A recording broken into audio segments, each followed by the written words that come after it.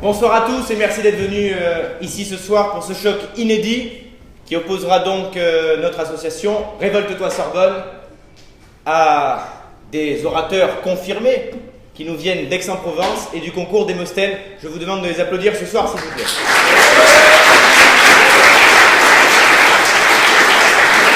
C'est la première fois dans l'histoire de notre association qu'une antenne parisienne affronte une antenne provinciale.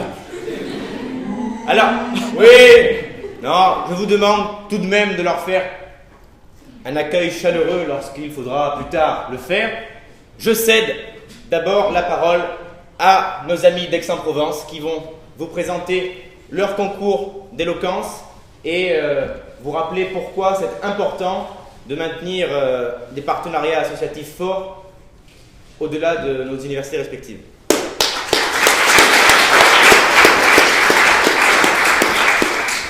Amis parisiens, bonsoir. Bonsoir et merci de votre accueil. Le BDE Droit-Aix et son équipe Démosthène est très heureuse et très touchée de l'accueil chaleureux qui a été réservé par Mathéo et par l'équipe de Révolte-toi Sorbonne pour ce partenariat complètement inédit.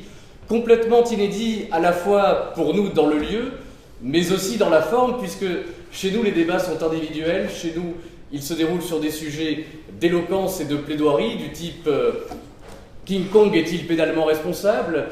Faut-il pousser mémé dans les orties? Autant de questions sans réponse.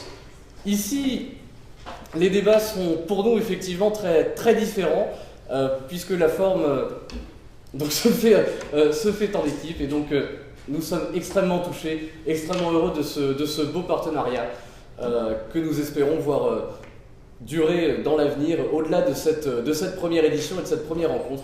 Donc merci infiniment pour votre accueil. Merci.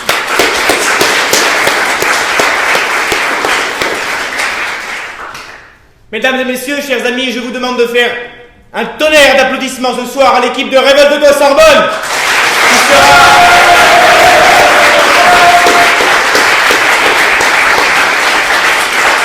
L'équipe de la Sorbonne qui sera ce soir le gouvernement qui censurera les contenus à risque sur Internet. Et merci d'accueillir l'équipe d'Aix-Marseille Université.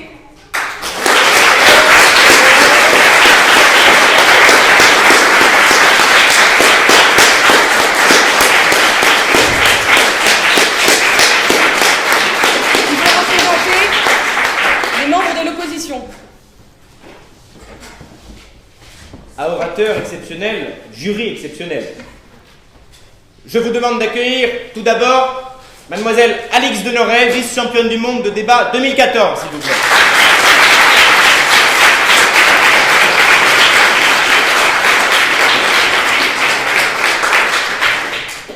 Il est enseignant à Paris 2, ainsi qu'à Paris 8.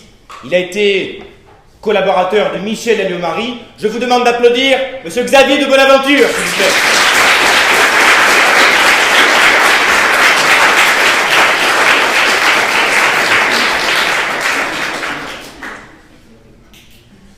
Ancien secrétaire de la conférence aux critiques acerbes, à l'œil attentif, qui n'a rate rien du discours des orateurs, je vous demande d'acclamer Maître Romain Giraud.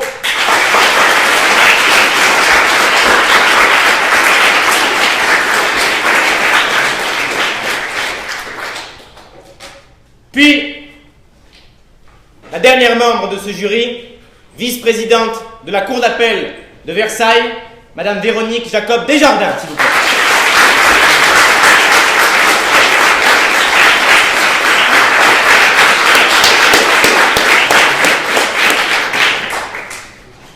Mesdames et messieurs, place au débat.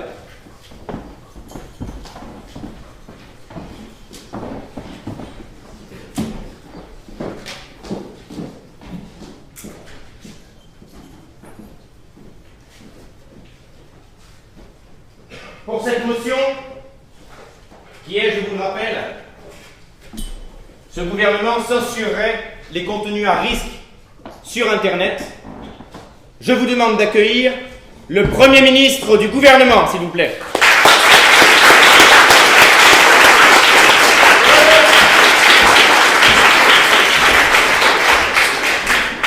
Qui disposera au même titre que tous les orateurs de 6 minutes de temps de parole. La première et la dernière minute sont protégées, c'est-à-dire que l'équipe adverse ne peut lui poser de questions. Et je taperai des mains pour signaler quand est-ce que ce temps sera ouvert. Monsieur le Président, Mesdames, Messieurs du jury, chers membres de l'opposition, ministre du gouvernement, auguste assemblée, bonsoir. Autrefois, sous le manteau se cachaient les tracts de propagande terroriste, se cachaient les images pédopornographiques, ainsi que toute autre production illégale. Nous en étions tous terrifiés. Nous en avions peur, mais cela, c'était avant. Aujourd'hui, c'est sous la toile que se cachent, que se dévoilent et que s'affichent tous ces contenus à risque. Ces supports artistiques, culturels et de communication susceptibles de provoquer des troubles aux libertés individuelles, à l'ordre public, susceptibles de provoquer des dommages physiques ou moraux aux citoyens. Il s'agit des documents à caractère insultant, discriminatoire, d'incitation à la haine, de propagande terroriste et de pédopornographie. Bien entendu, cette liste n'est pas exhaustive. Face à ces violences qui menacent nos citoyens ou qui tentent de s'en prendre à l'État, ce sont des mesures fortes qu'il faudra prendre. Monsieur ? Considérez-vous alors que tous les propos qui peuvent être vexants pour certains doivent être censurés? Ce n'est pas ce que j'ai dit, monsieur, et je vous prie de bien vouloir m'écouter par la suite, je répondrai à votre question bientôt. Pour répondre à ces nécessités, 2 entités seront nommées. L'une, par l'intermédiaire des services de renseignement, luttera contre la diffusion et la production de messages illégaux.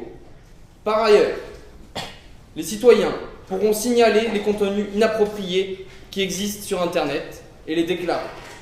L'État bloquera ainsi tout partage ou toute déclaration illégale. Nous entendons par signalement et blocage le blâme et la réprimande officielle par l'État du contenu et des citoyens qui ne se conforment pas aux lois en vigueur dans ce pays. Ne laissons pas Internet devenir un espace de non-droit. La mise en œuvre de ce projet interviendra rapidement une fois la loi votée. Monsieur ? Monsieur, pardonnez-moi, mais ne doit-on pas déjà supprimer les contenus qui sont contraires à la loi? Monsieur, nous ne disposons encore pas de cet arsenal juridique pour y répondre. C'est aujourd'hui et ce soir que le gouvernement vous propose ces lois pour pouvoir lutter contre ces propos.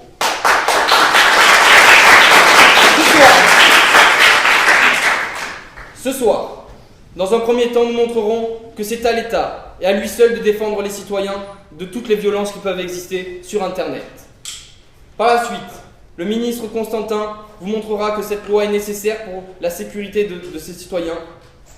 Ensuite, le ministre Ferrand expliquera qu'Internet est un monde parallèle incontrôlable que nous devons néanmoins réguler.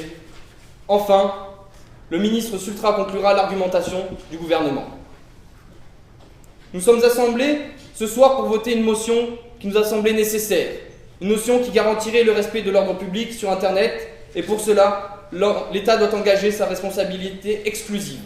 Le seul, l'unique, le véritable acteur capable de protéger les individus est bien l'État.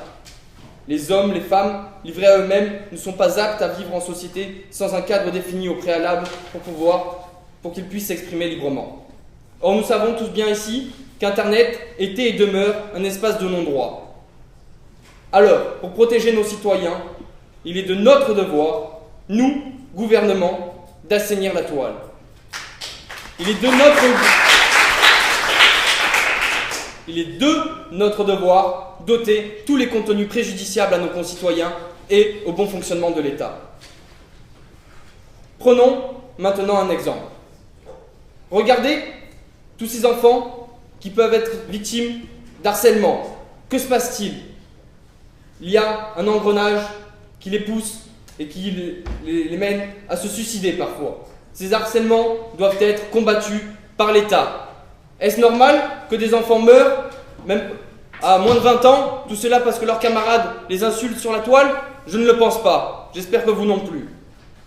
C'est alors du devoir de l'État de les protéger et de faire en sorte de rendre tous les citoyens capables d'exprimer leur volonté et d'être dignes dans le monde réel comme dans le monde virtuel.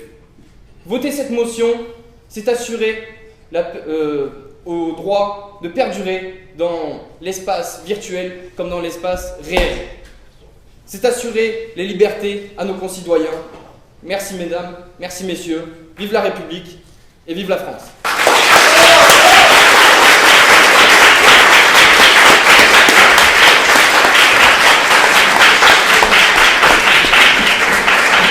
Merci, monsieur le Premier ministre. Je vous demande d'applaudir, s'il vous plaît, monsieur le chef de l'opposition.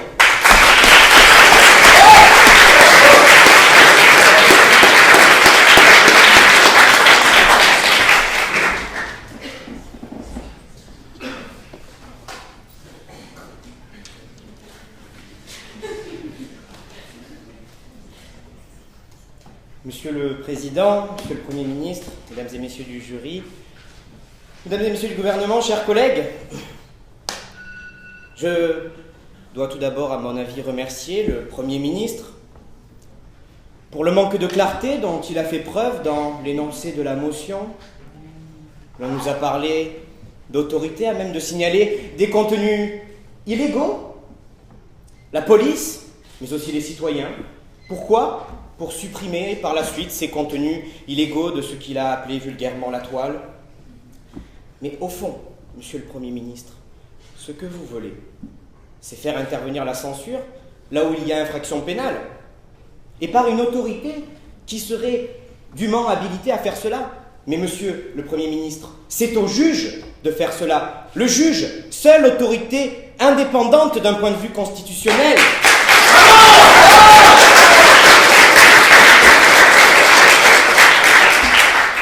Car monsieur, si vous faites fi de cette indépendance, et si, comme vous l'avez dit, c'est à l'État, nommé État, sans plus de précision, qu'il reviendra de faire cela, mais où est l'indépendance de la justice face à la censure des infractions pénales? Aujourd'hui, monsieur le Premier ministre, l'opposition que je représente considère en conscience que le projet de loi soumis à notre lecture est inique, démagogique, et qu'il porte en lui la négation même des valeurs de la République.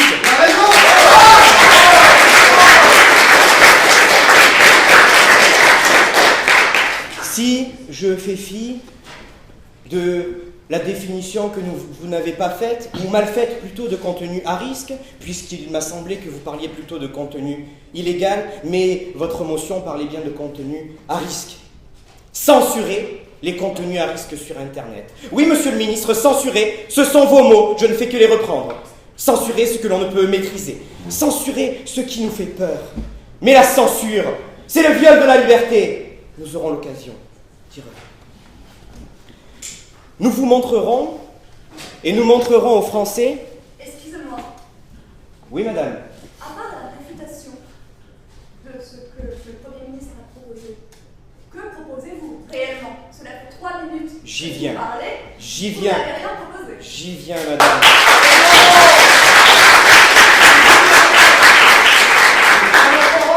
Question de pure forme, je vous répondrai. Nous vous montrerons, et nous montrerons aux Français que votre projet est indigne d'eux. Indigne pourquoi? Parce qu'il s'avérera nécessairement inefficace. Nous le prouverons. Le député Bourriot le prouvera. La censure n'est pas un bâillon. Indigne pourquoi? Parce qu'il attendra nécessairement et de manière outrancière à la liberté. Nous le prouverons et le député Daligo le prouvera. La limitation de la liberté n'est pas l'inquisition ni l'oppression des consciences. Vous aurez entendu derrière mes mots Maurice Horiou. Indigne pourquoi? Parce qu'il propose à l'Assemblée de la France de légiférer sur une circonstance. Je vais vous le prouver. Une loi de circonstance. La France a peur, le monde tremble, la majorité a la solution, légiférons. Mais, gouvernement de la France, Vous voulez encore ajouter à notre édifice législatif un texte politicien qui va venir s'ajouter à la myriade de textes qui, sous couvert de vouloir régenter tous les aspects de la vie de nos concitoyens, rend notre droit d'autant plus illisible et d'autant plus complexe.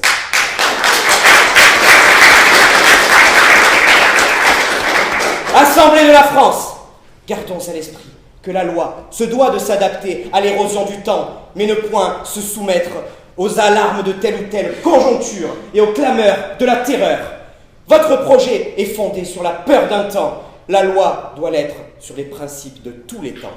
L'esprit des siècles, si cher à Portalis, un Provençal, n'y voyait pas là de signe. Adapté avec l'esprit du siècle, le nôtre. Vous n'avez toujours pas appris des exemples de ces lois pénales de circonstance qui bouleversent au gré des faits divers notre justice pénale pour des résultats limités et inconnus, car ne pouvant l'être. La loi Dati sur la récidive, les lois Lopsy, j'en passe, tant de textes pris en réaction et non pas en raison. Nous vivons, Assemblée de la France, dans un monde qui veut tuer le risque. Vous entretenez la peur de nos concitoyens et les maintenez dans le clair-obscur de la sécurité, au mépris, oui, monsieur le Premier ministre, de l'efficacité de notre droit et de notre justice pénale, car c'est bien là ce dont vous parliez tout à l'heure.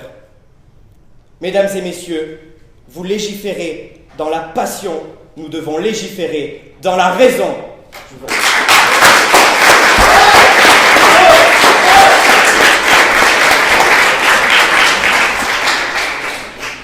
Merci, monsieur le chef de l'opposition. La parole est maintenant au prochain ministre du gouvernement, s'il vous plaît.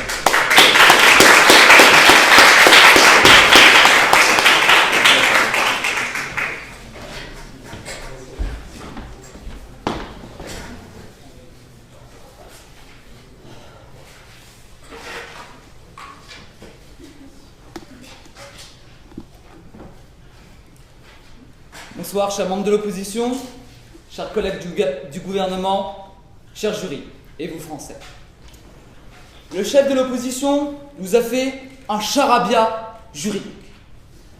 Un charabia juridique qui ne répond pas aux intérêts et aux inquiétudes des Français.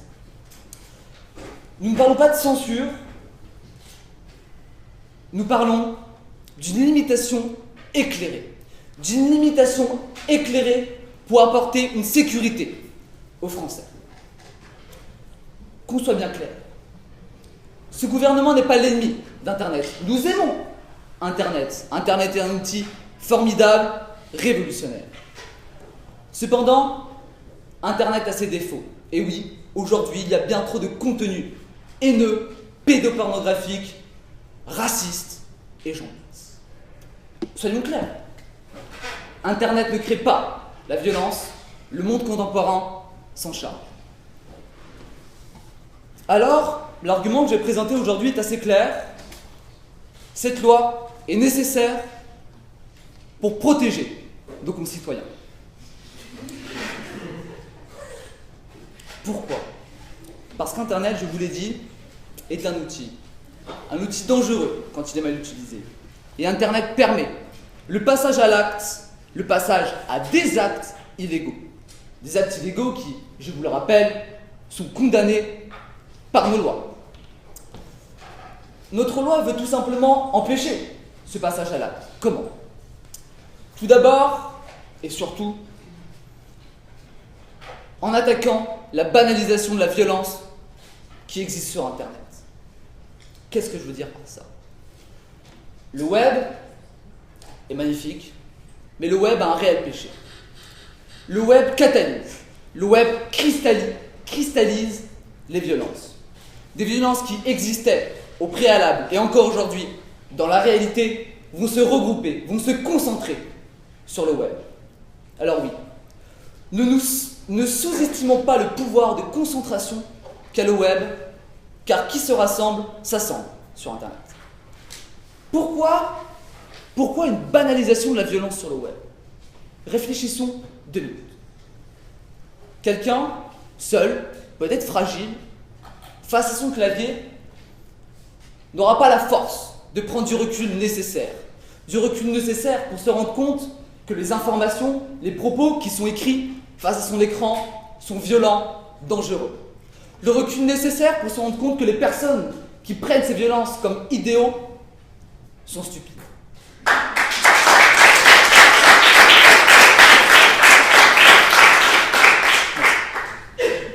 Or, le rôle de tout gouvernement, c'est de protéger nos concitoyens. De protéger nos concitoyens des violences et donc d'attaquer cette banalisation de la violence. Est-ce que vous avez des questions? Je prends votre question. Merci. Je reprends Monsieur le Premier ministre juste un instant. Vous dites que justement c'est au peuple de s'insurger et peut-être d'agir sur les propos. Peut-être, alors expliquez-moi pourquoi vous dites que c'est le gouvernement qui va faire une action pour protéger le peuple alors que c'est au peuple de se défendre lui-même apparemment. Vous partez d'une hypothèse assez simple, c'est que le peuple est homogène. Non. Le peuple est hétérogène.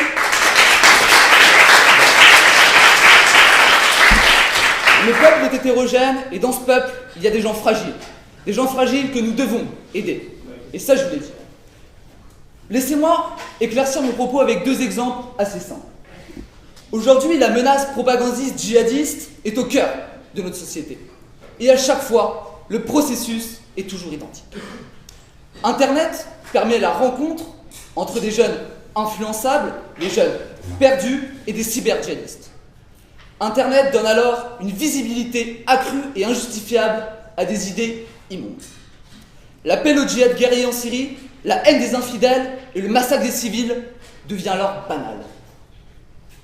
Et permettez-moi, mais entre la banalité et le passage à l'acte, le chemin est finalement très court. Deuxième exemple et ultime exemple, les propos antisémites et islamophobes qui explosent aujourd'hui en France. La corrélation qui existe entre cette explosion des propos antisémites, islamophobes sur le web et l'explosion des actes antisémites et islamophobes dans la réalité est effrayante et déconcertante. Est-ce que le web, est-ce que Internet fait-il oublier à la France son histoire? Moi, je ne l'espère pas. Alors oui, une limitation éclairée pour bloquer la propagation et l'amplification de la violence à travers le web, c'est ce que le gouvernement propose. Merci et vive la France.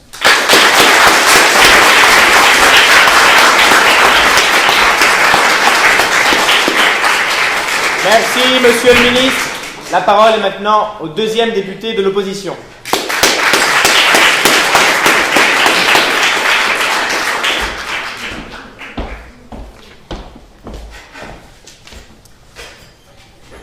Monsieur le Président, membres du jury, membres du gouvernement, chers collègues, ce soir nous avons entendu quelques inepties, des choses sur lesquelles je souhaiterais revenir, car on n'a pas voulu nous répondre clairement. On nous parle, et pour reprendre Monsieur le Premier ministre, que je n'ai pas oublié, nous parle que c'est au devoir du gouvernement, de l'État, d'agir pour protéger le peuple. Très bien, mais on nous parle une minute plus tard, c'est au peuple de signaler ce qu'il y a de grave, de dangereux sur Internet. Bon, soit, passons. Nous voulons alors savoir ce qu'il y a de grave sur Internet. Qu'est-ce que cette censure va entraîner? On a reçu tous à l'Assemblée nationale ce petit papier avec le projet de loi et son titre. Et on nous dit, ce n'est pas une censure, c'est une limitation éclairée, mesdames et messieurs. C'est magnifique. C'est très beau et je dirais même, ça fait presque oublier la bêtise du gouvernement. Je souhaiterais maintenant, si vous me le permettez, avancer un petit peu parce que nous devons vraiment débattre sur des choses sérieuses. Je souhaiterais commencer par une citation, si vous me le permettez. La censure, quelle qu'elle soit, me paraît une monstruosité, une pire chose que l'homicide. L'attentat contre la pensée est un crime de lèse-âme. Je cite ici Gustave Flaubert, qui l'avait vu La censure doit être combattue et non pas épousée. Démontrer que la censure est utile, c'est impossible. La censure même sur Internet est impossible, car cette censure est inutile, contre-productive et même impossible à mettre en place. Je vais m'expliquer. Rappelons-nous, mesdames et messieurs, la censure de Charles Baudelaire et de ses Fleurs du mal, œuvre d'autant plus lue lorsqu'elle fut censurée. Aujourd'hui, c'est peut-être l'œuvre qui caractérise notre pays, car la censure n'a jamais réussi à faire taire les idées, les pensées. Elle attise les envies, car c'est la censure qui donne un goût sulfureux aux publications. Lequel d'entre vous va-t-il me poser sa question? À vous de décider. Monsieur, considérez-vous qu'on peut mettre sur le même plan les Fleurs du mal et la propagande djihadiste?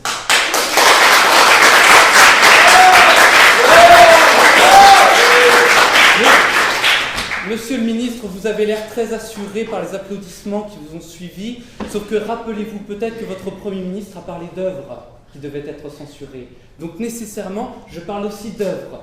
Permettez-le-moi. Je vous remercie, je souhaiterais continuer s'il vous plaît, Monsieur le Premier ministre, parce que je vais dire des choses intéressantes qui pourraient peut-être vous guider vers une loi utile.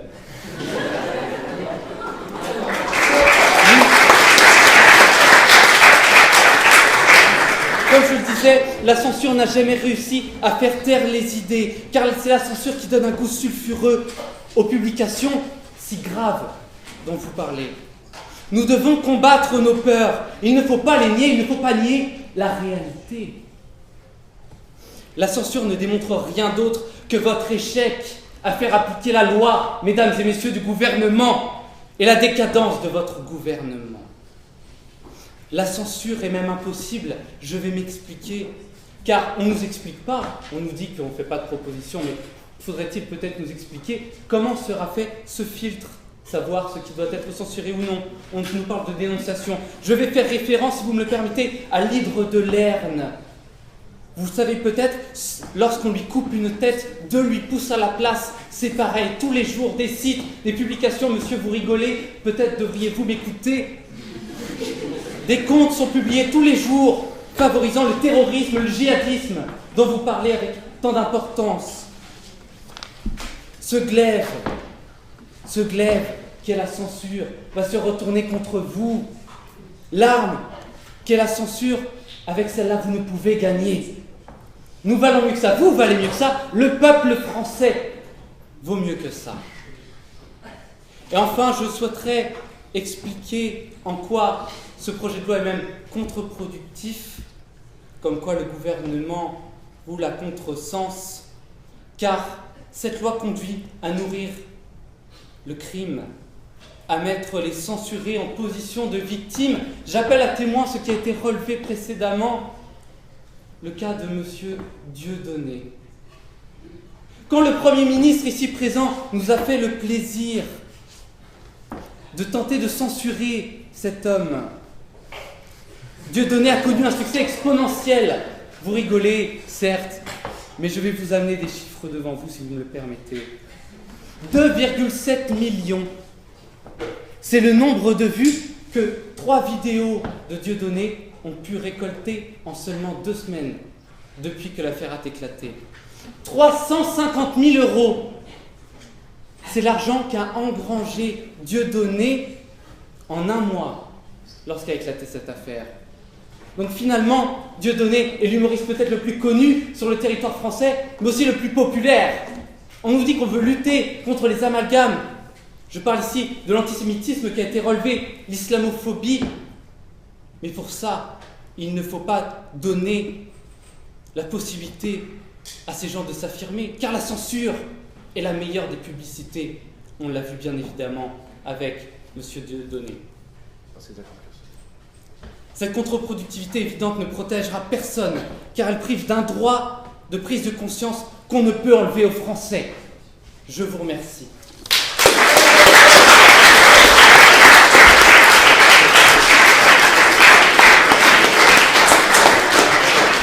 Merci, monsieur le député. La parole est maintenant à la troisième ministre du gouvernement, s'il vous plaît.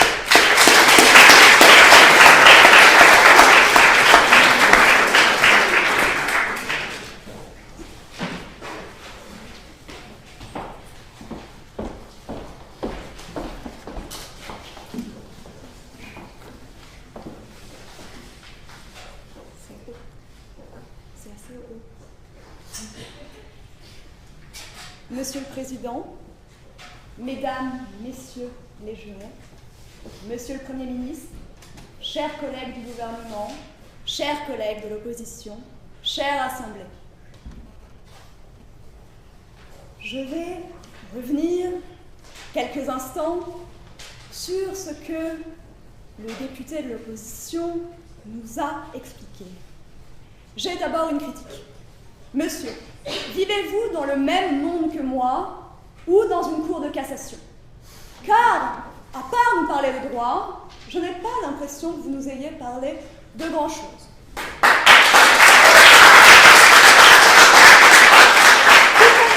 de belles citations, vous parlez de censure comme d'un homicide, d'un attentat contre la pensée, mais je vais vous rappeler quelque chose.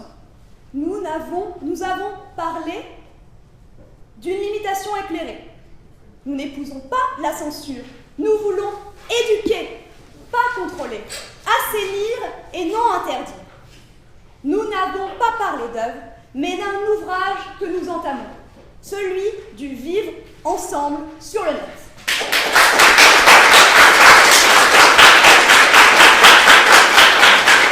Internet, je prendrai votre question plus tard. Internet est un monde parallèle, incontrôlable, que nous devons réguler. Regardez autour de vous.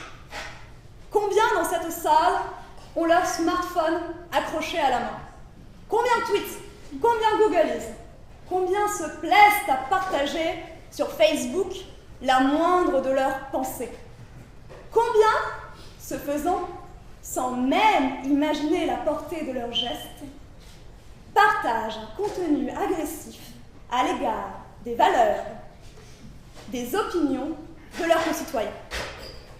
Alors que nous sommes tous assis ici, une autre partie de nous-mêmes est en mouvement.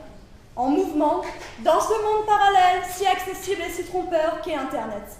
Et si dans cette salle, vous ne pouvez craindre d'être insulté, agressé, peut-être êtes-vous en train de blesser ou d'être vous-même blessé au même instant sur Internet.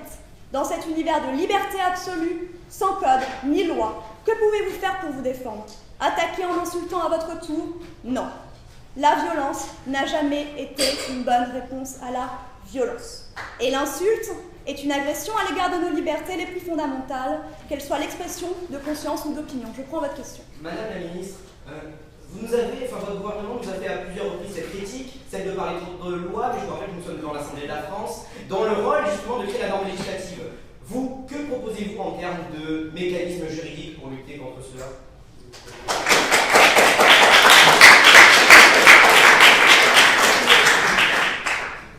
Monsieur, le droit est une chose, le vivre ensemble en est une autre. Et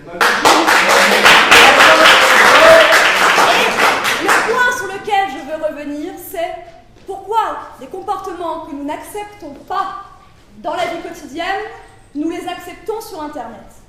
Le Premier ministre l'a rappelé, je l'ai rappelé, une part entière de notre vie se déroule sur Internet. La protection de nos concitoyens, c'est notre responsabilité en tant que gouvernement. Dans ce cadre, il est aujourd'hui nécessaire de censurer, de limiter les contenus à risque pour donner vie à une société de l'Internet. En effet, nous savons vivre en société. Nous sommes des citoyens qui marchons dans la rue, travaillons, prenons du plaisir, en accord avec des règles de savoir-vivre. C'est ce qui nous fonde en tant qu'hommes, ce qui nous permet de vivre libre. Vous avez une question? J'ai une question. À défaut de parler de législation, d'accord, est-ce que du moins les mécanismes que vous allez mettre en place, et n'avez-vous pas peur qu'un jour, dans des mains moins bien intentionnées que les vôtres, votre outil ne devienne qu'un moyen de contrôler la vie privée du citoyen?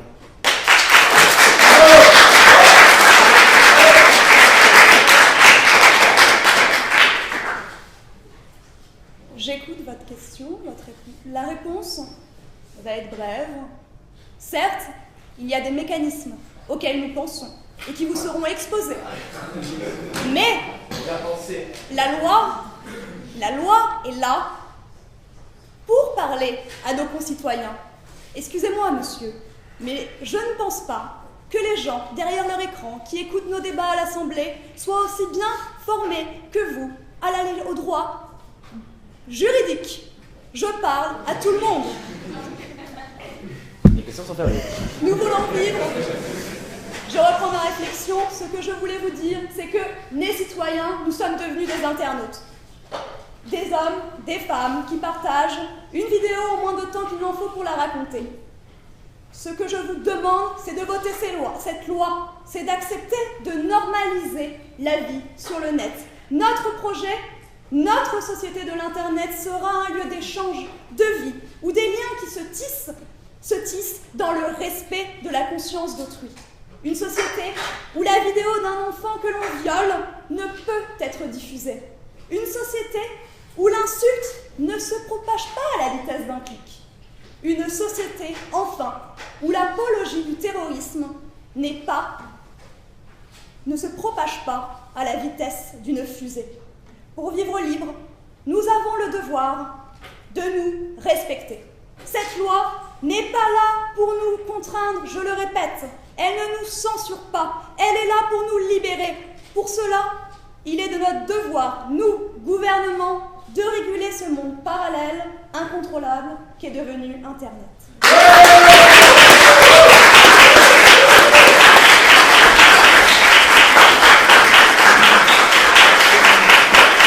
Et comme l'a dit la ministre, vous êtes tout à fait invité à aller sur Facebook, Twitter et partager vos ressentiments sur cet événement.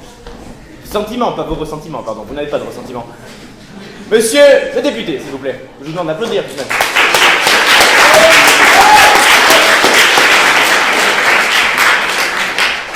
Monsieur le Président, Monsieur le Premier ministre, Mesdames et Messieurs les députés, il existe un proverbe chez moi qui dit « À un moment donné, il faut arrêter de déconner, les gars. » Quelle loi démagogique. Vous parlez de l'imitation éclairée, vous êtes donc finalement une réincarnation d'Aristote, vous voulez protéger nos concitoyens, vous refusez même le terme de censure, écrit noir sur blanc, dans votre propre proposition de loi. Vous ne voulez pas parler de loi, d'accord? Ne parlons pas de droit. En entrant dans votre belle faculté, symbole du républicanisme s'il en est un, je lus liberté, égalité, fraternité. Mais en aucun cas, sécurité, égalité, fraternité. Quel modèle de société nous proposez-vous, messieurs? Oui, car il s'agit de ça. En instillant le venin de la politique sécuritaire, c'est l'esprit même de notre nation que vous atteignez. Sous les coups de butoir de votre bêtise, la liberté s'effrite. Nous sommes le produit d'une histoire dont le soubassement prend ancrage dans un esprit libertaire qui devient, sous vos propos, évanescent. Vous faites fi de la philosophie des Lumières, vous faites fi de la Révolution française qui incarnait dans les mêmes termes que ce soir la lutte de la liberté contre l'absolutisme et l'arbitraire de l'État. Orwell, Huxley l'avait prédit, messieurs, cette société de demain où l'État imposerait sa censure sous couvert de paternalisme. Vous ne pouvez pas fumer, vous allez mourir. Vous ne pouvez pas forniquer, vous allez attraper des MST. Vous ne pouvez pas avoir des vidéos à risque car vous n'êtes pas assez grand et capable d'utiliser votre raison. Je vous écoute, monsieur le ministre du Sport et Gilles Bocquet. Considérez-vous sous couvert de liberté, on peut faire ce que l'on veut? Absolument pas. C'est vous qui faites cet amalgame. Vous refusez de définir ce que vous entendez par risque. Je vais y revenir. Mon raisonnement va vous répondre exactement dans les mêmes termes que votre question. Ne vous inquiétez pas. Non, messieurs, vous mentez, vous leur mentez. Vous n'êtes que le représentant du peuple, en aucun cas son tuteur. En voulant cacher les parts d'obscurité de l'homme, vous faites courir le risque à l'opinion publique qui n'en prenne pas conscience. Le problème ici, c'est ce terme de risque qui sera assez fou pour nier, monsieur, voilà votre question, la nécessité de l'interdiction du contenu pédopornographique, du crime de guerre, de l'apologie du terrorisme. Mais ces monstruosités, monsieur, je vous le rappelle, sont déjà incriminées. Ce sont des crimes punis par le juge. Elles ne rentrent pas dans votre catégorie de risque. Il ne vous reste donc pour définir ce risque qu'un vague terme imprécis, indéfinissable, insoluble par sa subjectivité et sa géométrie variable. Il devient alors un danger car où placer le curseur de votre infraction? Toujours plus loin, dans une fuite en avant effrénée, vous vous engagez sur une voie sans issue où la liberté périra. Chine, Corée du Nord, URSS, à chaque époque troublée, la censure a cherché les mêmes arguments.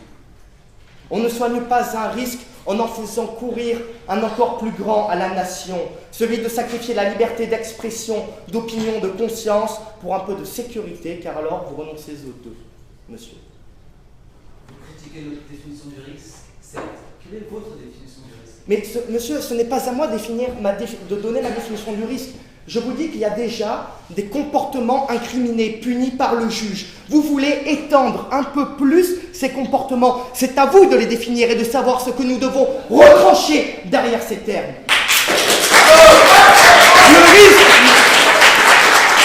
Le risque naît des périodes sombres de l'histoire. Il se combat a priori par l'éducation, a posteriori par les juridictions, mais en aucun cas son exécution au moment T, en le censurant au moyen d'un organe de police arbitraire et illégitime. Revenons aux fondamentaux, le juge seul est le garant des libertés. Entendez la voix de Luc Ferry, les libertés sont absolues ou elles ne sont rien. J'accuse ce gouvernement de vous proposer une loi démagogique et inefficace. J'accuse ce gouvernement de donner le statut de victime de la liberté oppressée à ceux que nous combattons. J'accuse ce gouvernement de bâillonner l'esprit français qui criait dans les rues le 11 janvier. J'accuse ce gouvernement de faire gagner nos ennemis en redessinant par leurs attaques notre société, ses fondements. Vous avez un sourire absolument charmant, c'en est déconcertant. Votre projet, cela serait confier à l'administration un pouvoir de regard sur la sphère intime du citoyen, qui méconnaîtrait les principes les plus fondamentaux de la séparation des pouvoirs. Combien de temps encore durera votre mutisme et votre cécité intellectuelle? Et je vous le dis, lorsque vous regarderez les conséquences de votre loi, vous pourrez reprendre à votre compte ces vers de Racine. Puissais-je de mes yeux y voir tomber ce foudre, voir ces maisons en cendres et ces volets en poudre, voir le dernier Romain à son dernier soupir, moi seul en être cause et mourir de plaisir.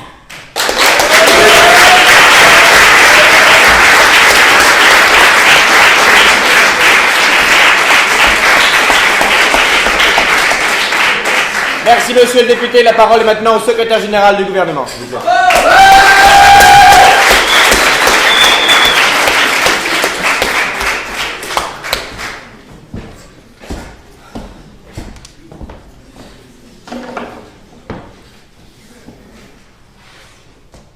Mesdames, Mesdemoiselles, Messieurs, Mesdames et Messieurs du jury, chers amis du gouvernement, honorables membres de l'opposition, noble assemblée, bonsoir. Il est question ce soir de la puissance de l'État face aux libertés individuelles. Jusqu'où peut-il aller? Il est question ce soir aussi de son rôle de protection face aux violences, qu'elles soient certaines ou qu'elles ne soient moins. Ce contrôle, c'est une régulation que nous proposons ce soir. Et le cadre de ce contrôle, c'est un Internet qui est incontrôlable, comme le gouvernement et moi-même, au gouvernement, l'avons très bien martelé à plusieurs reprises. L'opposition ce soir s'appuie plus sur son pupitre et sur ses citations que sur une démarche logique.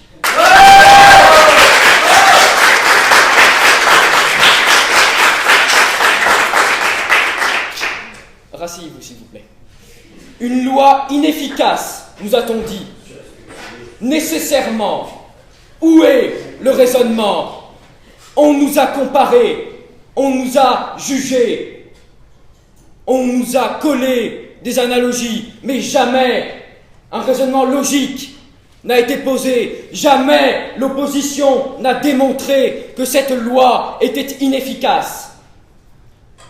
On nous a dit ensuite qu'elle serait inutile, que la censure est un échec. Mais qu'en savez-vous? Cette loi n'est pas encore votée. Les processus que nous mettons en place ne sont pas encore validés. Ce n'est pas une censure que nous vous proposons. Et nous l'avons répété encore une fois, c'est une régulation. Cette régulation se fait dans le respect des individus. Ce ne sont pas des individus que nous censurons, ce sont des contenus que nous régulons. Ouais!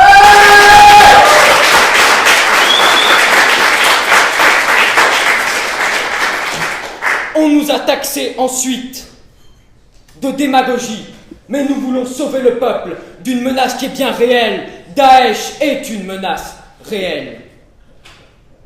Et enfin, de l'intime citoyen, mais je l'ai déjà dit, de l'intime conviction du citoyen, mais je l'ai déjà dit, ce sont les contenus que nous régulons et non pas les individus que nous censurons. Je prends votre question, monsieur. Monsieur, je voulais parler de logique, un petit peu d'analogie. Vous savez que le contenu sur Internet relève de la sphère privée. De la même manière pour le courrier. Ainsi donc, si on suit votre raisonnement, êtes-vous prêt à engager des centaines de personnes pour contrôler le contenu de toutes nos missives? Merci beaucoup. Je vois que votre question est décidée par un intérêt citoyen. Malheureusement, le premier intérêt citoyen d'un député, c'est d'écouter son Premier ministre. Son Premier ministre qu'il a élu par un vote défavorable, certes, mais qui est élu, il n'en reste pas moins votre Premier ministre, a défini que ce sont des contenus accessibles au public. Le danger, et je vais y venir, en renforçant et en rappelant la logique du gouvernement. La logique du gouvernement qui se décompose en 3 temps. Protéger, assainir et réguler.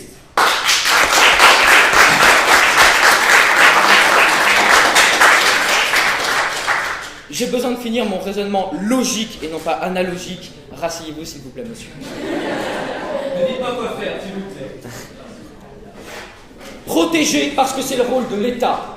Des individus, et le Premier ministre l'a rappelé très clairement, des individus ne sont pas capables entre eux d'être civiques. Sinon, pourquoi le droit? C'est une question qui se vaut. C'est une question qui est importante. Pourquoi le droit si l'homme est naturellement bon, si l'homme est naturellement civilisé? Pourquoi avons-nous des cours de cassation pour savoir si le mariage est fautif, enfin, la rupture du mariage est fautive ou pas?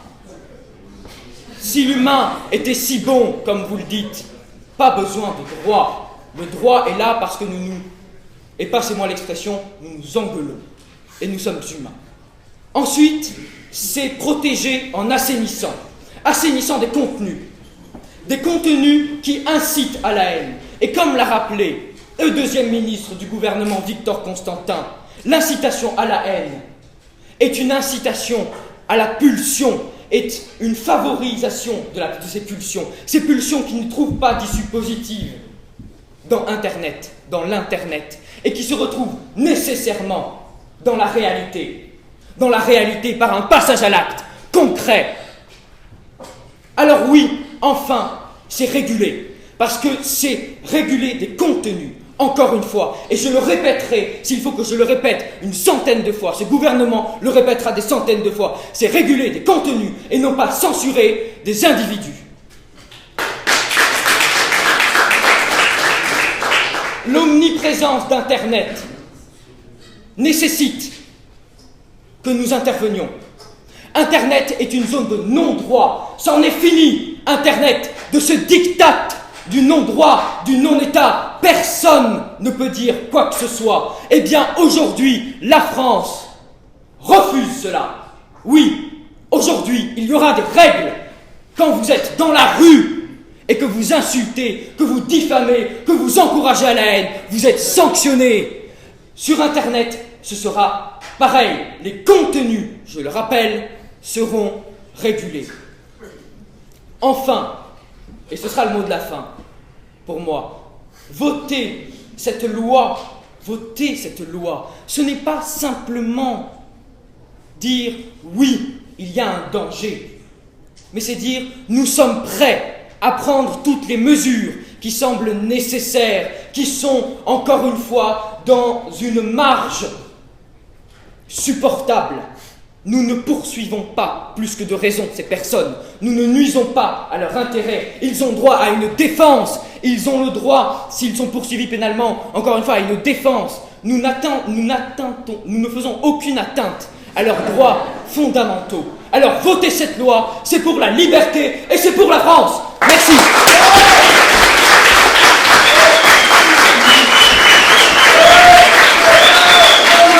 Je vous remercie, monsieur le secrétaire général du gouvernement. Et j'appelle maintenant pour le mot de la fin le secrétaire général de l'opposition.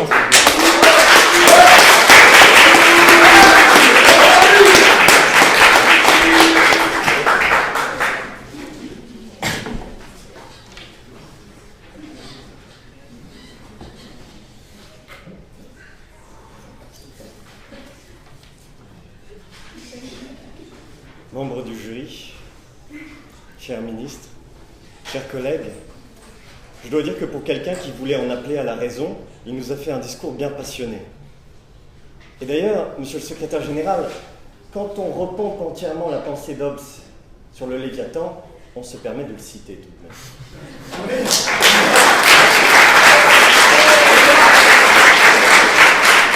Car, mesdames, messieurs, grâce au secrétaire général, on a enfin compris la réalité de ce qu'était une limitation éclairée. Parce que, et c'est le premier point, je ne me contenterai pas de ressasser les arguments comme l'a fait le secrétaire général du gouvernement, j'aimerais qu'on clarifie les points qui ont été importants. Et le premier, ça a été le problème de la définition. On s'est demandé au début ce que pouvait être une limitation éclairée. Ce n'était pas de la censure, non. Il s'agissait juste de condamner et de supprimer les contenus illégaux. D'accord. Sauf que, comme on l'a déjà dit, sur Internet, il existe déjà des règles. Et les contenus illégaux doivent déjà être punis.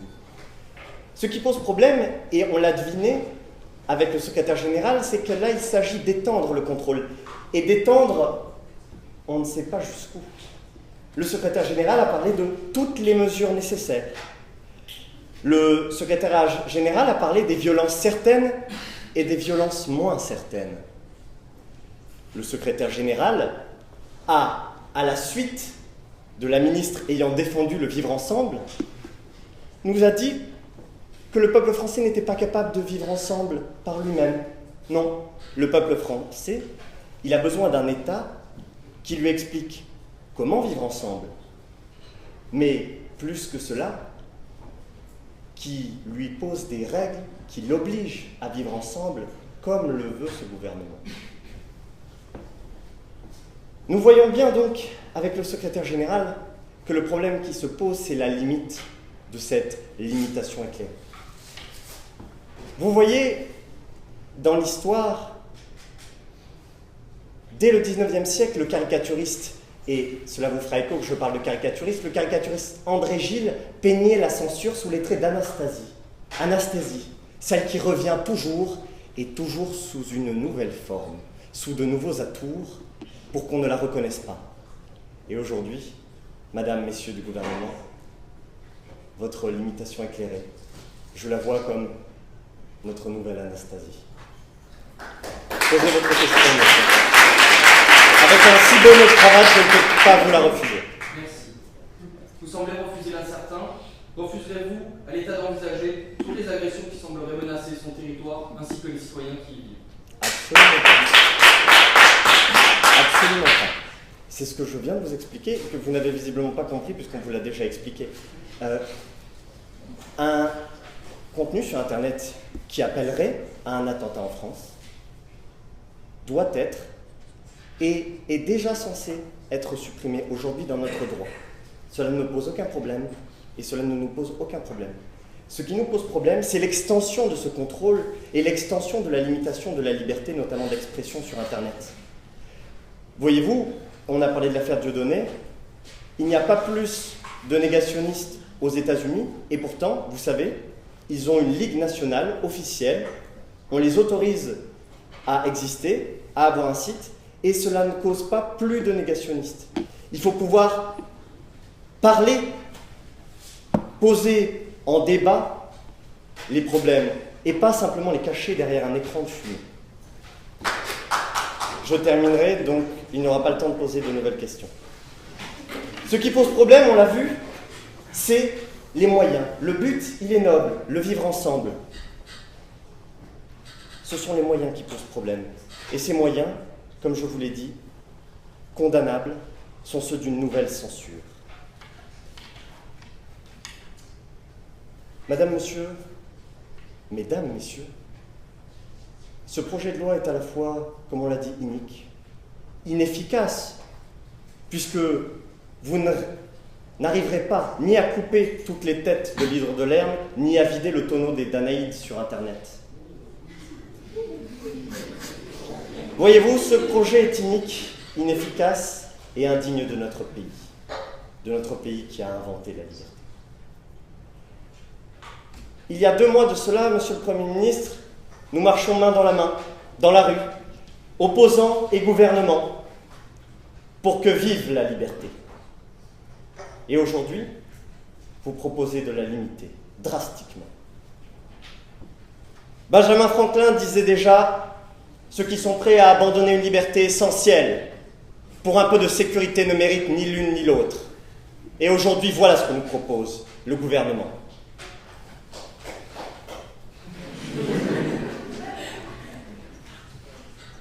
Je vais vous dire ce que vous faites. Hier, vous vous posiez en défenseur de la liberté. Aujourd'hui, vous vous en faites les traîtres.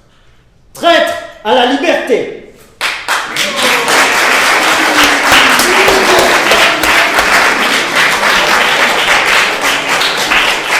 Merci, monsieur le secrétaire général de l'opposition. J'invite maintenant les membres du jury à se retirer, à délibérer et à désigner une équipe gagnante et un meilleur orateur, comme à chaque fois.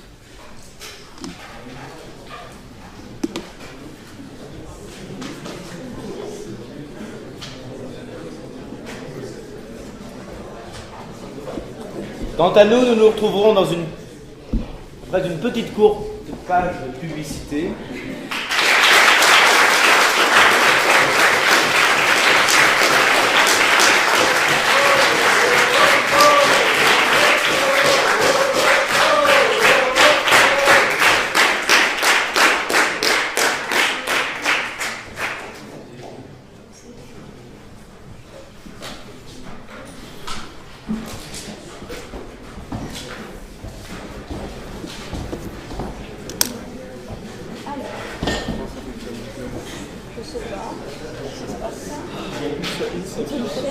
Je parle ici.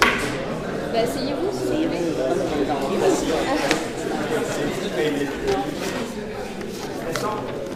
Avant que vous ne commenciez, je tenais à vous dire que vous avez été 500 à regarder la vidéo sur Internet. 200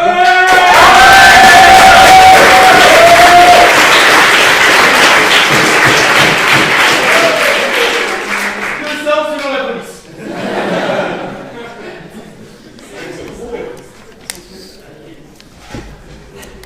Je vais peut-être commencer et ensuite je passerai la parole aux autres membres du jury. Tout d'abord, bonsoir et merci. Merci à tous pour ce débat. Ce beau débat qui manquait peut-être un petit peu de fond, ce beau débat, mais beau débat tout de même. Alors, beau débat qui commence avec un Premier ministre un petit peu hésitant. Il arrive. Bonjour. Bonjour, tu peux t'exprimer. Et finalement, une hésitation sur le fond. On arrive avec un petit panier fourre-tout. Alors, je vous ai mis de la pédopornographie, je vous ai mis un petit peu de djihadisme, je vous ai mis de l'insulte, du racisme. Comme ça, on mélange le tout et ça fait une émotion. Je veux bien, mais je veux aussi du fond. Et c'est finalement ce qui nous a manqué, c'est quelque chose de précis, de structuré, de plus creusé. Et puis après, donc finalement, comparé à cette hésitation primo-ministérielle, on a un lâcher de chien avec le leader de l'opposition. Le mec arrive, coucou, c'est nous. Bonsoir également. Donc là, on se réveille. Et vous pointez finalement une loi de circonstance. Et le ton et de circonstance, c'est assez appréciable. Vient ensuite Victor Constantin, ministre suivant. Et là, on a un mec sensible. Je cite, le peuple est composé de gens fragiles. Ah, j'ai mal. Baptou Sensi, mon petit Baptou, si Baptou est encore autorisé.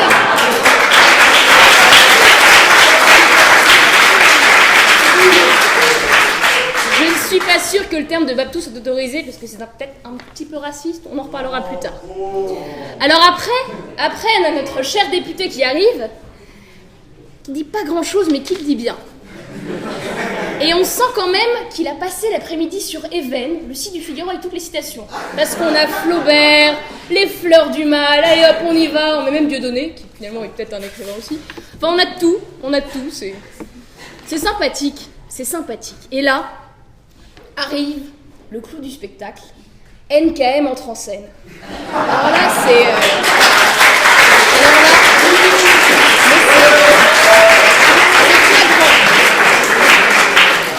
c'est flagrant, je vous la refais. Le droit est une chose, le vivre ensemble en est une autre. Instant de grâce, nous étions émus.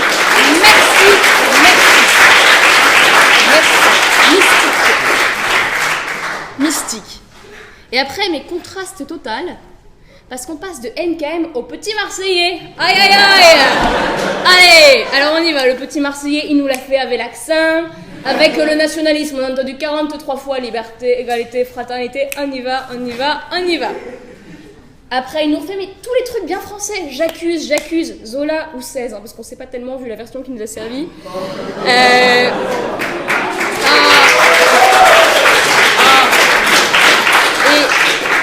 petit aparté qui finalement est peut-être le summum humoristique de ce débat, il essaie quand même de caler son 06 à NKM. Donc là, ça nous ferait un petit couple soprano-NKM, je sais pas ce que ça peut donner.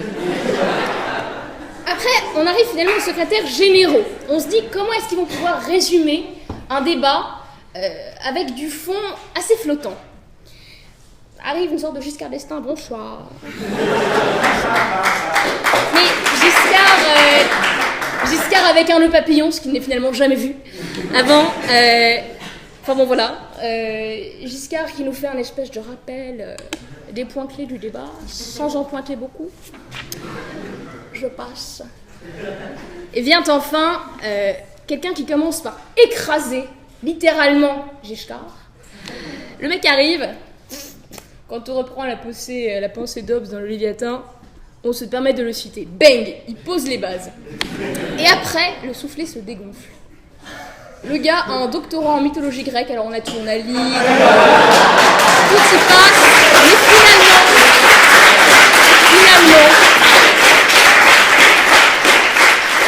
mais finalement, on cherche encore le fond. Merci beaucoup malgré tout pour ce beau débat qui nous a bien fait.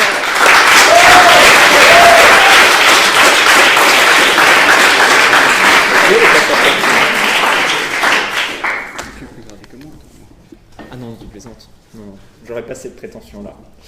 Mes chers amis, d'abord, je dois vous faire part ce soir de ma mélancolie profonde. Ma mélancolie profonde parce que il s'est passé quelque chose d'assez grave. Je fais partie ce soir du même jury qu'une de mes anciennes étudiantes. Alors ça veut dire deux choses. Première hypothèse, nous recrutons dans les jurys des concours de Révolte-toi des adolescentes attardées et nous confions le sort de nos candidats à ces adolescentes. Deuxième hypothèse, ça veut dire que je vieillis et vous comprendrez que ça suscite en moi une certaine mélancolie. Et je dois dire qu'en fait c'est mon étudiante, mais alors vraiment en tout cas elle a piqué toutes mes idées, donc je suis désolé.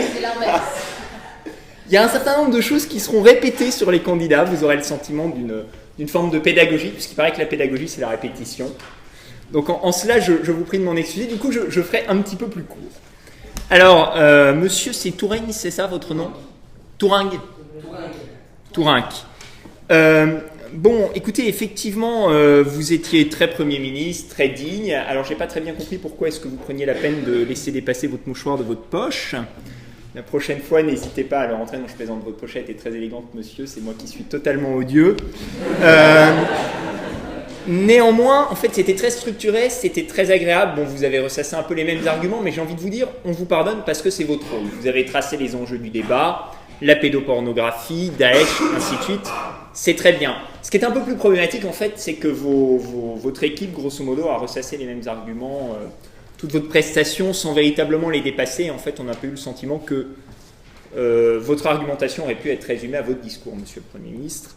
Alors, si je puis me permettre un petit conseil, vous lisez peut-être un petit peu trop vos notes, c'est un peu dommage. Voilà, vous êtes quand même assez fort, vous avez une belle voix. Donc n'hésitez pas à vous détacher plus de vos notes, à nous regarder plus. Je pense que vous nous convaincrez mieux. Enfin, vos arguments étaient convaincants, mais ils n'étaient pas persuasifs. Le registre de la persuasion, c'est aussi la capacité à nous émouvoir, et ça suppose de vous détacher un peu de vos notes pour vous attacher au jury, et reconnaissez qu'en plus, il y avait matière à vous attacher à ce jury, parce qu'on est quand même franchement super. Alors, premier orateur ex-soi. Bon, alors vous avez singulièrement juré avec votre donc, Premier ministre de l'opposition, avec le Premier ministre de la majorité. Vous étiez beaucoup plus offensif. Avec du coup, ce petit problème, c'est que bon, finalement, on vous a un peu écouté au début, et puis comme c'était toujours très offensif, à la fin, on vous écoutait plus tellement. Mais votre argumentation était pas non plus d'ailleurs d'une pertinence inouïe, mais globalement, c'est le lot commun de ce débat ce soir. Néanmoins, je vous ai trouvé bon orateur, donc bravo. Alors vous, c'est Victor Constantin, c'est ça ? Oui, bah écoutez, j'ai pas grand-chose à dire sur vous non plus. Vos arguments sont globalement... j'ai trouvé que vous aviez fait l'effort de rentrer véritablement dans une démarche de réfutation. J'ai noté que c'était assez agréable. Il y avait beaucoup de répétitions, si vous voulez, par rapport à ce que nous a dit votre Premier ministre. Les exemples étaient globalement les mêmes, le contenu haineux sur Internet, les enfants harcelés sur Internet qui ne vivent plus, ainsi de suite. Ça tournait un peu en rond, si vous voulez. On a eu le sentiment que les arguments étaient beaucoup ressassés, c'est un peu dommage. Alors, vous êtes une sorte d'escroc. C'est-à-dire qu'en fait, vous arrivez, vous n'avez pas de fond, vous n'avez pas de discours d'ailleurs non plus, mais vous vous dites, je vais leur balancer 3-4 citations, ça passera tout seul, ni vu ni connu. Allez, Flaubert, le glaive, le glaive, c'est la censure qui va se retourner contre vous. Enfin, voilà, le texte était très beau. Est-ce qu'on peut réussir à en retirer une idée ? Non, pour moi, vous êtes un sophiste, monsieur.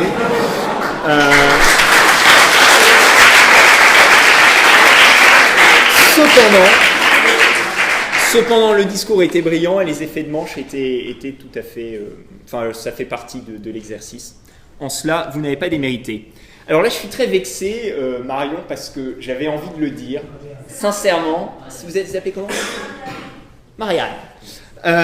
Écoutez, en tout cas, vous avez vraiment, effectivement, je pense que vous devriez faire un test de maternité, parce que vous avez manifestement je ne sais pas ce que votre père a fait à Nathalie Kosciusko-Morizet, mais en tout état de cause, vous ne vous contentez pas de lui ressembler physiquement, vous avez sa voix, vous avez ses accents. Effectivement, on a envie de vivre des moments de grâce dans le métro. Pas nécessairement avec vous, je vois. Encore que non, ce serait pas impossible non plus. Mais je veux dire, fondamentalement, en tout cas, vraiment, on vous voit dans ce rôle-là, c'est absolument incroyable.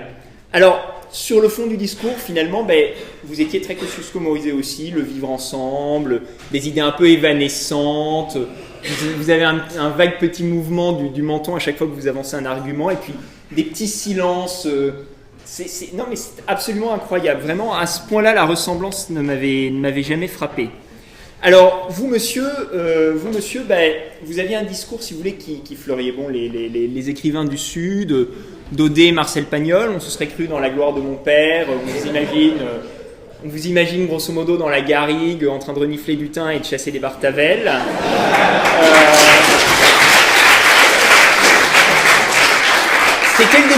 C'était le début où vous nous avez séduit, on s'est dit enfin voilà, on a un poète, quelqu'un de phraseur, et puis après vous nous avez parlé de forniquer. Alors devant un jury qui est présidé par une personnalité aussi éminente, j'ai trouvé que c'était un petit peu déplacé. Bon, c'était probablement le seul mot grossier de la soirée à proscrire dans un débat, vous valez mieux que ça. Alors, on a en fait compris à la fin de votre prestation, effectivement, le but de votre demande. On a compris que vous étiez là pour demander en mariage Nathalie Kosciusko-Morizet. C'était très net. Bon, on a regretté que vous ne vous mettiez pas à genoux. C'est-à-dire que quand vous faites ça, si vous voulez, il faut aller jusqu'au bout. Il faut assumer, puis vous le faites à l'ancienne. Hein. Bon, l'alliance de la Parisienne, 16e arrondissement, non 17e plutôt, 17e arrondissement et de l'Aixois et du Marseillais, je ne sais pas si ça aurait fonctionné, mais en tout cas, c'est un couple qui promettait d'être explosif, d'ailleurs, qui promet peut-être, je n'en sais rien. Alors, Victor Sultra, bon là, je suis désolé, mais je ne peux que répéter ce qu'a dit mon excellente étudiante, mais en fait, quelque part, il faut que vous disiez que si elle a été aussi bonne, c'est parce qu'elle a cherché à m'imiter, ce qui finalement est toujours très, très flatteur. Effectivement, Amis du Choir, bonsoir, c'était absolument magnifique. J'ai noté, je le lis, hein, du coup, depuis quand Valéry Giscard d'Estaing met-il des nœuds papillons? Je suis désolé, c'est l'effet de répétition. Alors, écoutez, un jour peut-être, vous êtes où? Ah, vous êtes là. Un jour peut-être, je vous donnerai un cours de droit constitutionnel, notamment sur les modalités de désignation du Premier ministre en Grande-Bretagne, parce que manifestement, dans votre esprit, c'était pas très clair. Bon. Encore une fois, on a compris que vous alliez, alors vous nous avez dit, je vais répéter 100 fois la même chose, effectivement vous l'avez fait, d'ailleurs toute votre équipe. Donc je vous remercie d'avoir eu cet éclair de lucidité. Bon, Internet est une zone de non-droit, nous sommes prêts à prendre toutes les mesures nécessaires, etc. Ça tourne un peu en rond, c'est dommage. Je pense que vous auriez pu en dire un peu plus sur le contenu, la façon dont on protège le contenu, etc. On a eu le sentiment d'un débat qui finalement était un peu resté au point de départ, sans que vous soyez véritablement arrivé à une conclusion, à une démonstration. Alors vous, quatrième orateur aixois, je ne connais pas votre nom, j'en suis désolé. Bon, d'abord, je vous ai trouvé très cruel enfin, votre début, là, quand on reprend la pensée d'Hobbes sur le Léviathan, on le cite, c'est d'une cruauté sans borne. J'ai trouvé ça très bien, parce que vous avez raison d'être cruel avec eux. Ça leur fait du bien. Alors, au début, en fait, on s'est dit ça va être le rayon de fraîcheur de la journée. Enfin, vous étiez calme, vous étiez posé. Puis alors, vous êtes mis à accélérer, vous êtes mis à crier. Bon, c'était vous que j'accuse ou pas d'ailleurs, j'ai un doute. Non, c'était pas vous. Bon, mais écoutez, c'est pas grave. Le j'accuse était à mon avis un peu surjoué.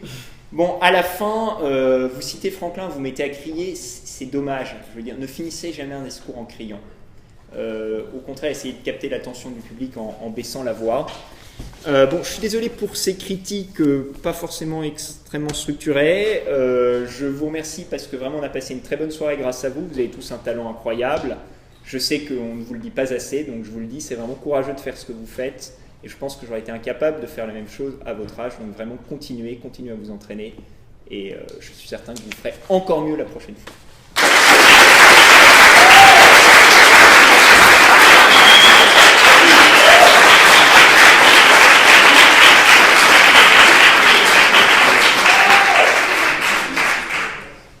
Oui, je vais faire en sorte d'être bref. C'était vraiment très moyen. Donc je tiens à tous vous féliciter pour cela. Je vais avoir des considérations générales très courtes parce que je vais laisser les remarques intelligentes à Madame le Président par respect et aussi par nécessité, parce que finalement je ne sais pas si j'en suis capable. Il y a un adage quand on fait un discours qui à mon avis est extrêmement important et qui vous concerne tous ce soir, c'est de commencer ainsi, c'est possède le sujet, les mots suivront. Et je pense que c'est un adage très important parce que ce soir, finalement, personne n'a possédé le sujet, de sorte que les mots n'ont pas vraiment suivi. Ou éventuellement dans le désordre, mais c'était un petit peu chaotique. Mes premiers mots seraient normalement des mots d'amour. Je vais quand même essayer, puisqu'on m'a demandé de l'être, d'être très légèrement cruel avec chacun d'entre vous. Peut-être un petit mot pour chacun. Je le dis tout de suite, effectivement, c'était très bien, compte tenu de votre âge, compte tenu des délais, je crois, dans lesquels vous avez dû traiter ce sujet qui était extrêmement complexe, qui faisait appel à des notions extrêmement complexes. Vous avez fait quelque chose, chacun d'entre vous et tous ensemble, d'extrêmement bien. Cela étant dit, revenons à des considérations un peu plus familières. Le Premier ministre, alors je n'ai pas noté les noms, mais c'est vous le Premier ministre. C'était pas mal, il y avait effectivement un petit stress au début, vous aviez un petit peu la voix hachée, la respiration forte. Vous êtes un garçon très beau, cela pourrait peut-être vous suffire d'ailleurs. Et je ne sais pas si c'est utile de prendre la parole comme ça en public et de se faire du mal comme ça devant les gens.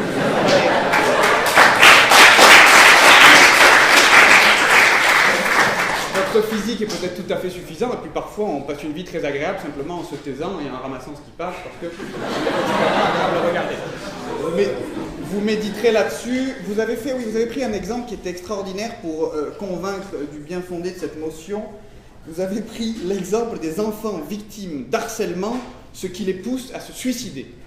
C'est-à-dire que c'était le seul exemple que vous avez pris, et vous concluez par une phrase à laquelle on a tous envie de donner la même réponse, c'est-à-dire que vous dites « Et les enfants victimes d'harcèlement qui les poussent à se suicider parfois, est-ce normal ?» Alors effectivement, non. Là, je dois avouer que j'ai été particulièrement convaincu. Je me suis dit, est-ce qu'un enfant qui se suicide alors qu'il est victime d'harcèlement, est-ce que c'est normal? Non. Et ça m'a donné envie, d'une certaine manière, de légiférer aussi. Mais simplement, un très court instant. Chef de l'opposition d'Aix-en-Provence, c'est vous. Qu'est-ce que vous avez dit? Vous n'avez pas dit grand-chose non plus, mais il y avait effectivement une volonté de déconstruction de la motion qui était présentée par le gouvernement. Vous avez fait effectivement le distinguo entre cette censure et les volontés du gouvernement de légiférer sur des problèmes qui sont déjà dans le cadre de la loi pénale et qui donc peuvent être sanctionnés par le juge pénal. Et je trouvais que c'était une bonne critique de cette motion qui arrivait immédiatement après la prise de parole du Premier ministre. Et ça, c'était très bien. Vous avez, sur le plan de la forme, vous êtes très agréable. Vous avez dit avec une voix assez suave, en parlant de censurer, c'est la négation de la liberté. Vous avez dit nous y reviendrons avec cette voix extrêmement suave. Évidemment, vous n'y êtes pas revenu.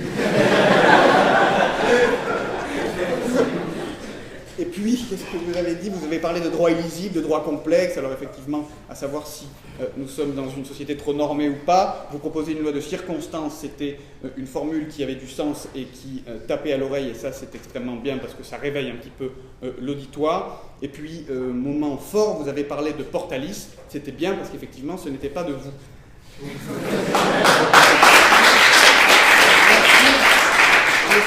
Monsieur le ministre, alors qu'est-ce que vous avez... Alors vous aviez une volonté d'être assez à l'aise, c'était assez parlé, ce qui a donné finalement naissance à des phrases qui n'en étaient pas vraiment. Vous avez parlé du chef d'opposition qui nous a fait un charabia juridique. J'espère ne jamais entendre des formules pareilles à l'Assemblée nationale. Hein. C'est une formule qui ne doit pas exister. Vous pourriez être sanctionné, à mon avis, c'est pénal de dire ce genre de choses. Qu'est-ce que vous avez dit d'autre ? Je vais faire une proposition assez claire. Il faut une loi pour protéger les concitoyens. Effectivement, ça a le mérite de la simplicité. Ça vous ressemble assez bien. Qu'est-ce que vous avez dit d'autre ? Oui, le web est magnifique, mais il a un réel péché, et vous en concluez, qui se ressemble, s'assemble sur Internet. Et donc j'étais en train d'imaginer cette jeune adolescente de 14 ans face à un pervers de 55 ans en train de se masturber devant sa webcam, et je me suis dit, effectivement, ces gens-là se ressemblent et s'assemblent, et c'est vraiment une prise de position.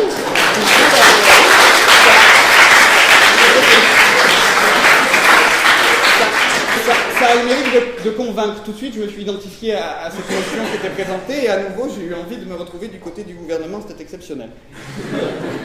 Vous dites après beaucoup de choses, effectivement, sur la banalisation de la violence, donc on suppose que les contenus à risque sont forcément des contenus violents. Aucun d'entre vous, finalement, mais ça c'est plus une critique qu'on doit faire au gouvernement, n'a défini ce qu'était un contenu à risque, de sorte qu'effectivement, vous avez dû critiquer quelque chose qui était un petit peu évanescent. Vous étiez donc des grandes généralités, parce que finalement vous répondiez aussi à des généralités, et c'est une critique qui doit être faite à tout le gouvernement, c'est qu'on ne sait pas quels sont les contenus à risque, on ne sait pas selon quelle modalité vous souhaitez encadrer cela, et donc on est dans quelque chose où on vous écoute avec plaisir, on est content d'être là, mais finalement, sur le fond, eh ben, il en manque. Ensuite, député de l'opposition, j'ai noté chemise blanche, cravate grise, donc c'est vous. Alors vous êtes extrêmement spontané, vous êtes très à l'aise, donc vraiment sur le plan de la forme c'est agréable, il y a une voix un petit peu lancinante qui nous porte. Vous ne dites rien, mais vous le dites vraiment bien, je crois que vous avez fait ce commentaire. Qu'est-ce que j'ai noté ? Oui, alors vous le dites bien, j'ai noté simplement une chose, parce que malgré tout, l'absence de fond, beaucoup de forme, bon, on peut considérer que l'un compense l'autre, en tout cas pour ce soir ça ira. Attention quand on veut être très attentif à la forme et que donc on veut faire des phrases extrêmement bien faites, très agréables à entendre, attention aux liaisons. Hein, parce que quand vous parlez du cas Dieudonné, 2,7 millions de vues depuis que l'affaire a éclaté, le verbe avoir à l'indicatif, c'est A et A-S-A, c'est-à-dire que a éclaté, ce serait le verbe avoir à la limite.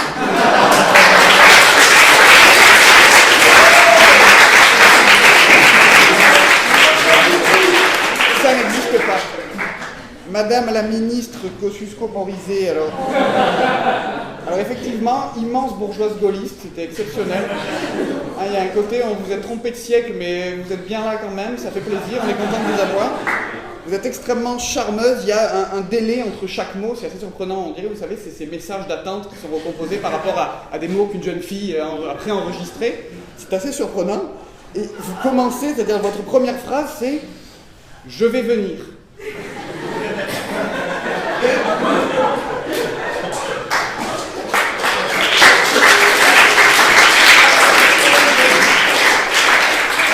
Je veux dire, patientez, on va boire un verre ensemble après, mais prenez quand même votre temps. Et alors oui, sur le fond, par exemple, c'était assez surprenant, vous dites, et ça a été déjà dit, mais le droit est une chose, le vivre ensemble en est une autre. Alors enfin, pourquoi vous présentez une motion, quoi? C'est quand même assez surprenant. J'ai cru qu'à un moment vous alliez dire, et puis ce gouvernement me fait chier, je me casse.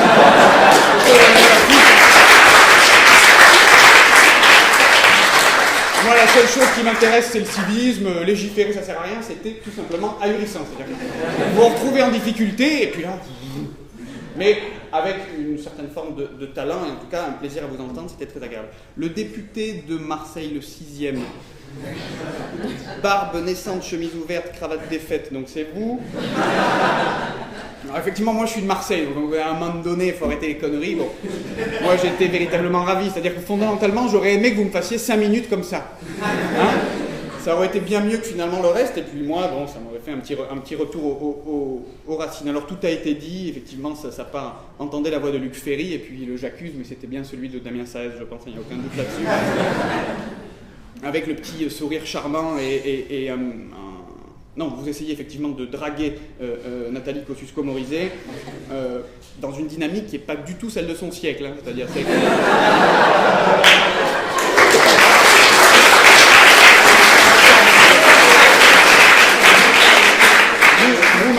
manifestement, vous draguez en short claquette avec des churros au Nutella sur la canne-bière, elle ne mange pas de ce pain-là, si vous voyez. On est plus dans de l'appartement haussmannien au-dessus de 120-130 mètres carrés. Déjà, il va falloir mettre un pantalon et puis il va falloir se calmer sur l'accent. C'est important. Donc vous vous faites plaisir. Le petit écueil, mais qui est souvent l'écueil du discours et qui est d'ailleurs l'écueil de mes critiques, c'est qu'il y a un peu une dynamique un peu stand-up, vous êtes très à l'aise, vous dites rien, il y a quelques phrases qui attrapent un peu le public, donc le public vient avec vous, vous pouvez avoir quelques moments de gloire, mais finalement sur le fond en fait, voilà, hein, voilà. Secrétaire général du gouvernement, c'est monsieur, oui, qu'est-ce que j'ai noté? Oui, costume croisé, bouton de manchette de papa et de papillon. Qu'est-ce que vous dites? On a dit que je vous laisse le mariage. Je vous laisse le mariage. Alors, qu'est-ce que vous avez dit? Vous étiez extrêmement drôle, hein, parce qu'il y a vraiment une...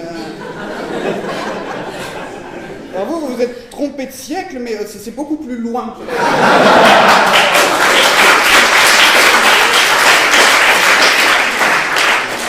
On ne sait pas vraiment qui vous êtes, vous faites un peu peur en fait. Et en même temps, vous trouvez extrêmement sympathique. Vous avez dit n'importe quoi, je vois. Du début à la fin, c'est parti dans tous les sens. Et à un moment, c'était exceptionnel. Vous parlez de censure, mais quand savez-vous, cette loi n'est pas votée. Vous trouvez ça exceptionnel, c'est-à-dire qu'on arrête la discussion. Écoutez, votons la loi, on en discutera ensuite, et puis on verra bien ce qu'on en fait. Okay,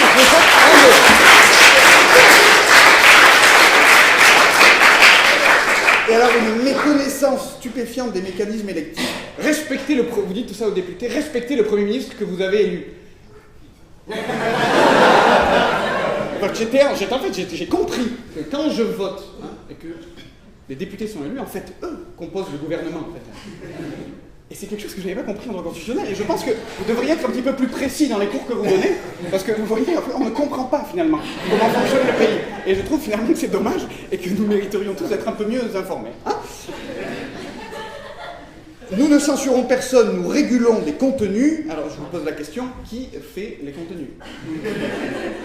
C'est une question qui se pose quand même. Hein? Les contenants peut-être. Hein? Et je laisse l'histoire du mariage à Madame le Président. Je le présente.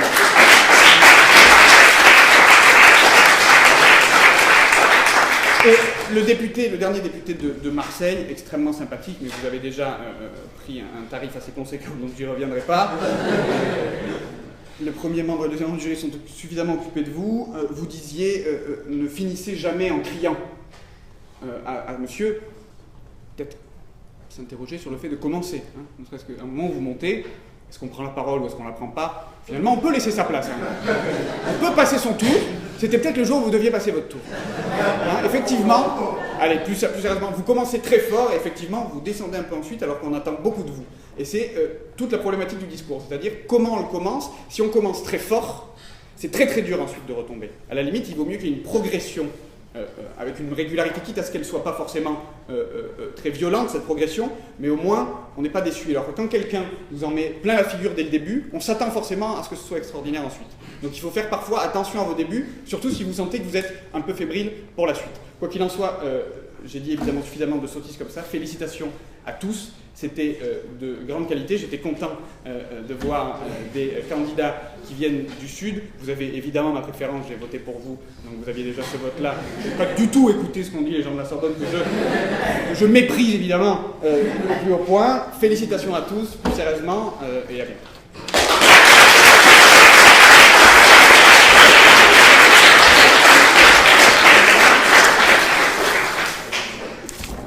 De la place, c'est pas... Bon, alors vous savez qu'il y a la magistrature assise et la magistrature debout. D'habitude, j'ai la place du siège, donc je suis assise, mais aujourd'hui, je vais vous parler debout. Ça va me rajeunir, j'étais au parquet, donc j'ai quelques habitudes de réquisition. Je ne sais pas si je vais les retrouver. En tout cas, aujourd'hui, c'était une bande organisée pour servir les intérêts d'un d'entre eux à l'égard d'une jeune femme qui était dans un autre groupe composé, et là, mademoiselle, soyez heureuse, parce que je l'ai entendu, de personnes où finalement on vous a dit soyez beau et taisez-vous. Et ben voilà, c'est la première fois que je l'entends. Sois beau et tais-toi. D'habitude, ça s'adresse plutôt à des femmes. Donc voilà, la révolution est en marche. Bon. Donc, nous étions dans le domaine pénal pur, et donc cette bande organisée.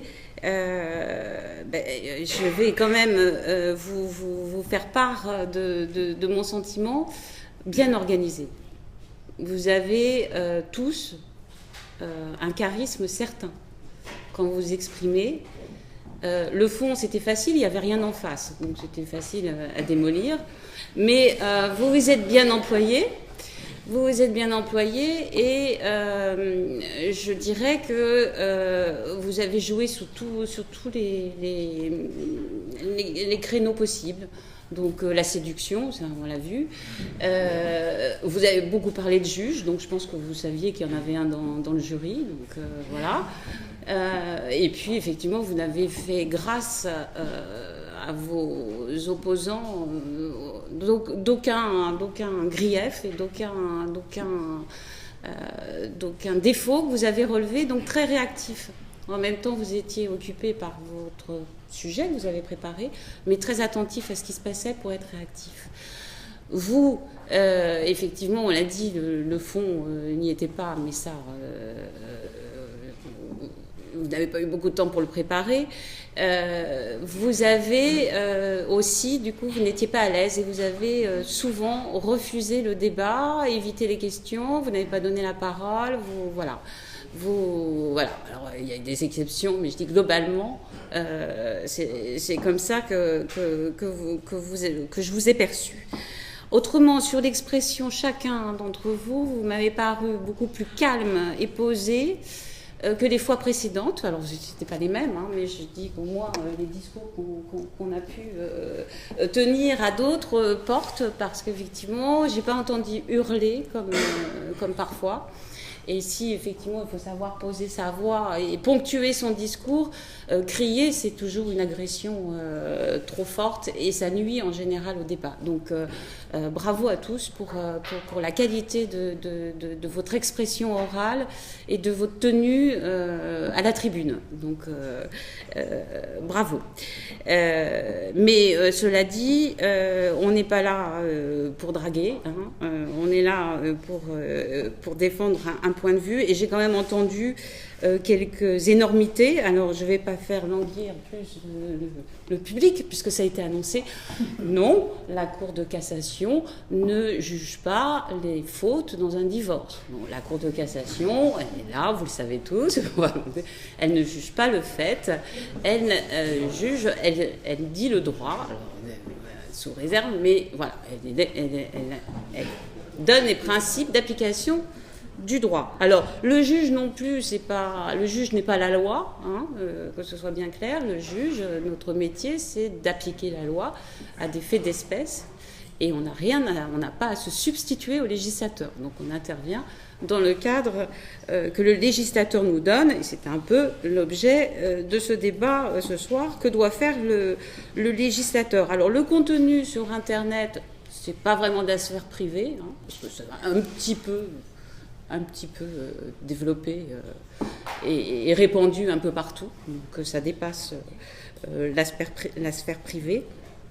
Et puis, certes, le juge est garant des libertés individuelles, mais il est dans un cadre légal, bien évidemment, et ne pas oublier qu'on est là pour appliquer la loi, et rien que la loi. Voilà.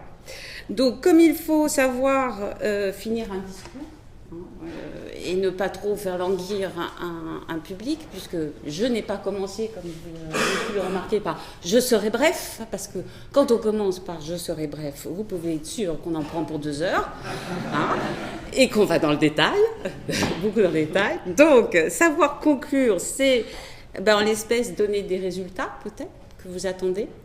Alors, la meilleure équipe qui nous a convaincus, c'est la bande organisée. Hein. Voilà, donc Aix, bravo.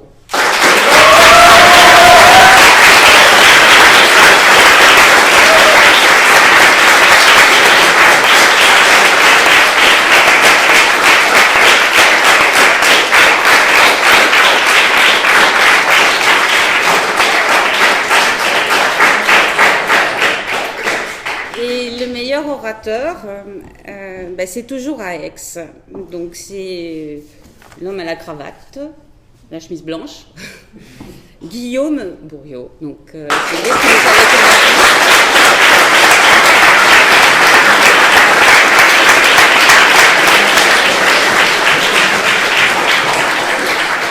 nous Nous pensons, et le jury à l'unanimité, hein, nous pensons qu'effectivement vous avez des qualités d'orateur certains. Alors maintenant, travaillez le fond, s'il vous plaît. Voilà, en tout cas, bravo à tous. Peut-être que vous êtes un peu secoués par ce que vous avez entendu.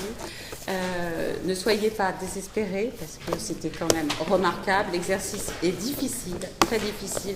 Vous vous en sortez tous très bien. Bon, c'était l'objet de ce soir, c'était ce débat, mais continuez, poursuivez, parce que vraiment, moi, j'adorerais vous avoir dans les prétoires.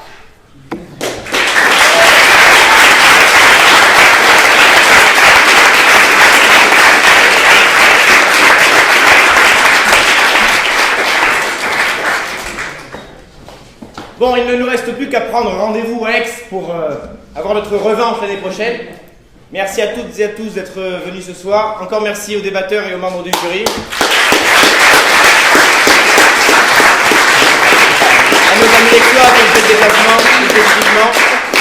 Et si vous aussi, vous souhaitez un jour être amené à débattre dans un choc, eh bien sachez que dès demain, les inscriptions pour le tournoi de la Sorbonne seront ouvertes et que nous vous invitons à franchir le Rubicon. Merci.